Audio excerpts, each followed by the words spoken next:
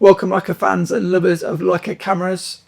Today I'm going to talk about the topic, statistically speaking, your photos are going to get worse if you push your camera beyond its design limits. We just assume that the Leica M11 or any other previous iteration of Leica rangefinder camera or other rangefinder camera can do the same as the new mirrorless camera. I'm going to talk about certain lenses which will give you a higher statistic probability of taking better pictures, certain lenses which will give you a lower probability of taking decent pictures, good enough like keepers, and also the limitations of rangefinder cameras. Hey guys, Matt here from MrLeica.com. So if we look at rangefinder cameras first, what are the limitations of rangefinder cameras compared to a modern mirrorless camera? 5 disadvantages of a rangefinder camera in no particular order. Number 1, they rely on a mechanical rangefinder calibration focus mechanism, which means what you see is not what you get, and that can lead to many missed photos depending on the lens that you use. If the camera is not calibrated, if the lens is not calibrated, and of course you have to use a rangefinder coupled lens. Number 2, lack of IBIS. Modern cameras all have like 5 stops, 6 stops of image stabilization, in-body stabilization. This means you can obviously use a slower shutter speed, handheld, and still get a sharp image. As you start to use certain lenses, you do start to see that image stabilization could be useful. Number 3 is the close focus distance of a rangefinder calibrated camera. Vintage cameras tend to be 1 meter, modern cameras tend to be 0.7 meters, such as most of the Leica M cameras. The problem with this is you can't physically get close enough to take some of your photos that you want to take. Yes, historically there have been ways to do this, such as the Leica VisoFlex, which is what I'm a fan of.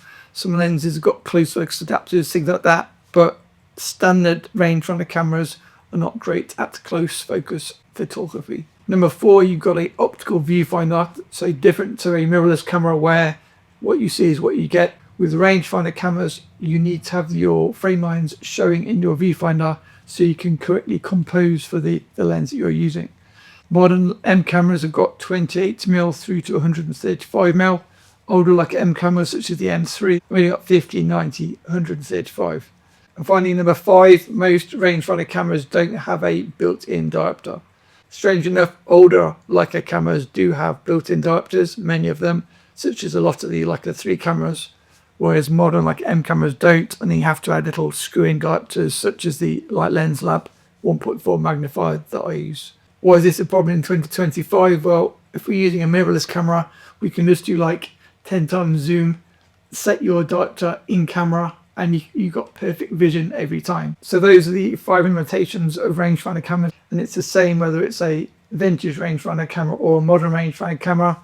The only kind of caveat is, I'm sure many of you are shouting at the screen, yes, but Matt, modern rangefinder cameras have live view, therefore what you see is what you get if you use an EVF on top of your camera. Yes, that's true, but what I'm trying to talk about today is using a rangefinder as a rangefinder. So that brings me on to the main part of the video. Statistically, depending on what lens you use, you've got a higher probability of either worse photos or better photos. Now, before we do this, I want to set a benchmark. If we think back to the 1930s, late 1920s, when the first Leica rangefinder cameras were released, the camera was designed to be used with a 50mm f3.5 lens, often the case. The Leica Elmar 50mm f3.5. So that's going to be our line in the sand. So first we're going to step above the line and look at wider lenses than 50mm. Then stay with me, we'll look at lenses longer than 50mm.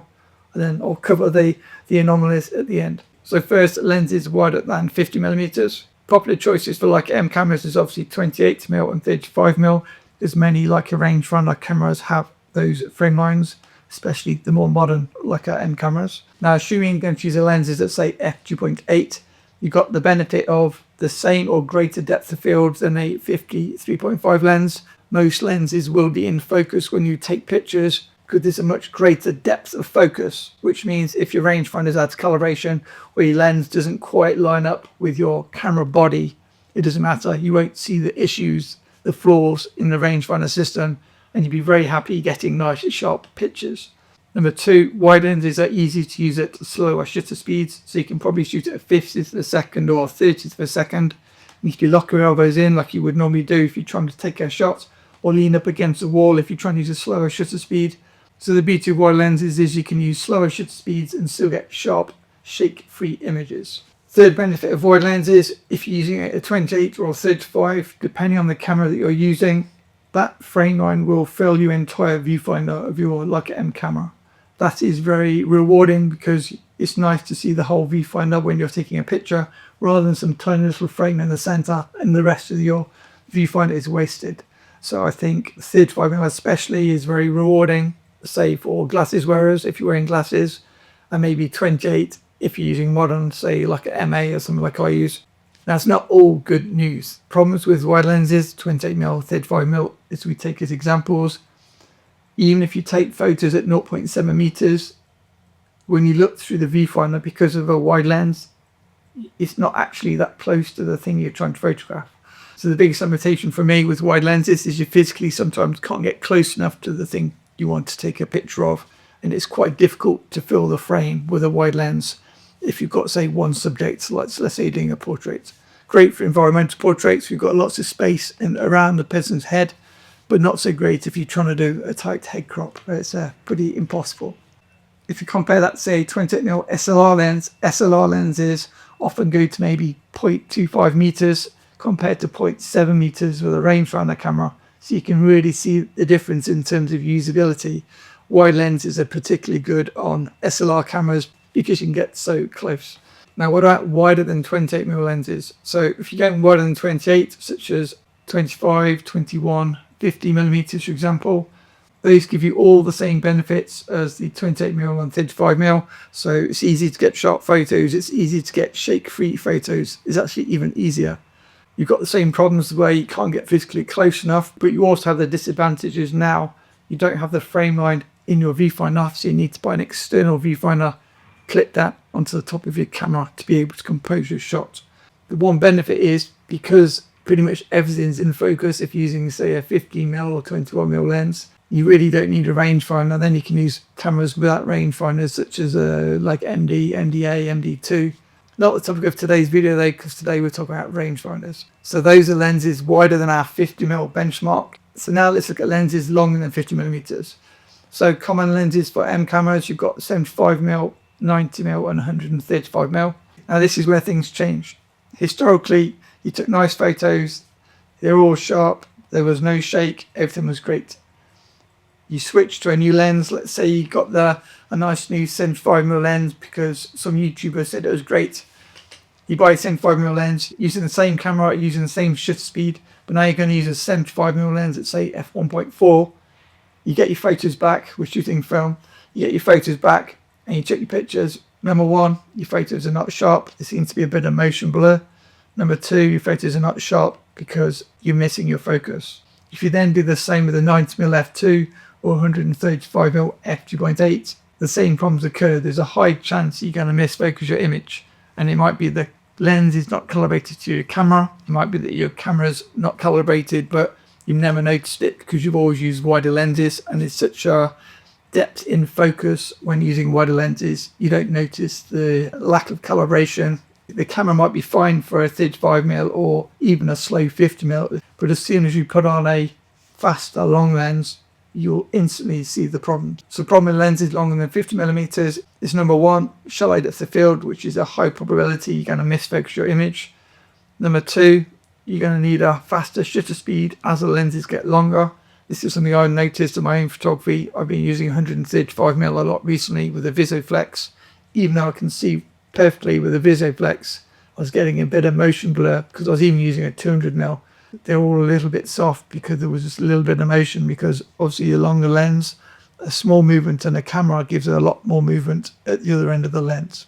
On top of that, your frame lines are getting smaller as your lenses get longer, and so again it's less rewarding to use a rangefinder camera when, let's say, using 135mm lens and you're using this tiny little frame line in the middle that's barely bigger than the actual rangefinder patch.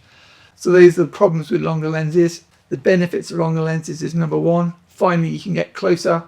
So with a modern 75mm lens focused to 0.7 meters, you can pretty much do a really tight headshot. The same is true for a 90mm lens shot at, say, 0.8 meters or 135mm also. So it's easy to get closer and it's easier to fill your frame, but you've got the drawbacks that come with it.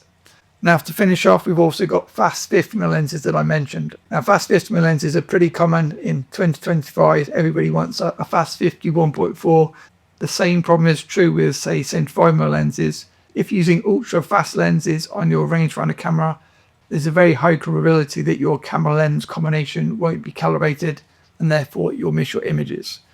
If you've seen this channel before, I've got quite a few cameras. Different lenses are calibrated slightly differently to the bodies. So one lens might be great on one body, but then will miss on your other body.